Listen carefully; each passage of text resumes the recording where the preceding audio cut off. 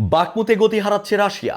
ইউক্রেনের পূর্বাঞ্চলীয় বাকমুতে প্রায় 4 মাস ধরে রুশ বাহিনীর আক্রমণ প্রতিহত করে আসছেন ইউক্রেনের সেনারা, কিন্তু এখনো শহরটি পুরোপুরি নিয়ন্ত্রণে নিতে পারেননি তারা।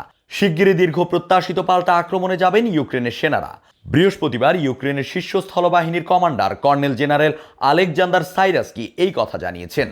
টেলিগ্রামে দেয়া এক বার্তায় সাইরাস্কি বলেন, বাকমুতে দীর্ঘস্থায়ী ও রক্তক্ষয়ী লড়াইয়ে রাশিয়ার ভাড়াটে সেনা ভাগনার গ্রুপ এখন বাকমুতে নিয়ন্ত্রণ নেয়ার চেষ্টা করছে। তাদেরও ব্যাপক ক্ষয়ক্ষতি হয়েছে। ধীরে ধীরে তাদেরও আক্রমণের তেজ কমে আসছে। খুব শিগগির আমরা এই সুযোগের সদ্য ব্যবহার করব। এর আগে আমরা কিয়েভ, খার্কিভ, বালকোনিয়া ও কুপিয়ান্সকেও তাই করেছি। গত বছরের নভেম্বর মাসের পর থেকে যুদ্ধক্ষেত্রে বড় ধরনের অগ্রগতি পায়নি রাশিয়া।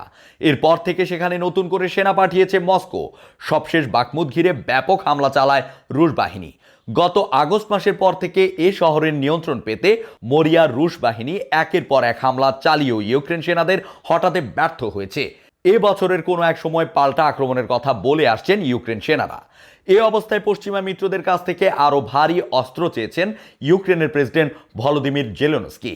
তিনি বলেন, প্রতিটি আলোচনা আমাদের প্রত্যেকটি যৌথ প্রচেষ্টা শান্তির দিকে এগিয়ে নিয়ে যাচ্ছে। শত্রুদের বিতাড়িত করতে পারলে তা হবে পুরো ইউরোপের বিজয়। আমাদের বন্ধুরা যদি সিদ্ধান্ত নিতে দেরি করে তাহলে শত্রুরা সংঘবদ্ধ হওয়ার সময় পাবে। সবাই সহযোগিতা করলে রাশিয়ার আগ্রাসন এই বছরেই প্রতিহত করতে সক্ষম হব আমরা। এদিকে রাশিয়ার প্রেসিডেন্ট ভ্লাদিমির পুতিনের বিরুদ্ধে আন্তর্জাতিক অপরাধ আদালতে গ্রেফতারি পরোয়ানা জারি হলেও তাকে গ্রেফতার করা হবে না বলে জানিয়েছে হাঙ্গেরি। গত শুক্রবার আন্তর্জাতিক অপরাধ আদালত পুতিনের বিরুদ্ধে যুদ্ধ অপরাধের বিরুদ্ধে গ্রেফতারি পরোয়ানা জারি করেন। ইউক্রেন থেকে শিশুদের বেআইনিভাবে রাশিয়ায় সরিয়ে নেয়ার অভিযোগ আনা হয়েছে পুতিনের বিরুদ্ধে। ইউরোপীয় ইউনিয়নভুক্ত এই দেশটি আইসিসির সদস্য হওয়ার পরও তারা এই পরোয়ানা মানতে আইনত বাধ্য নয় বলে জানিয়েছেন দেশটির ঊর্ধ্বতন এক সরকারি কর্মকর্তা।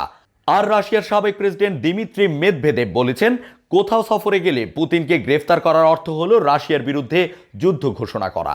তবে গ্রেফতারি পরোয়ানা জারির পর রাশিয়ার বিরুদ্ধে হুমকি ধামকির অভিযোগ এনে গভীর উদ্বেগ জানিয়েছে আইসিসি।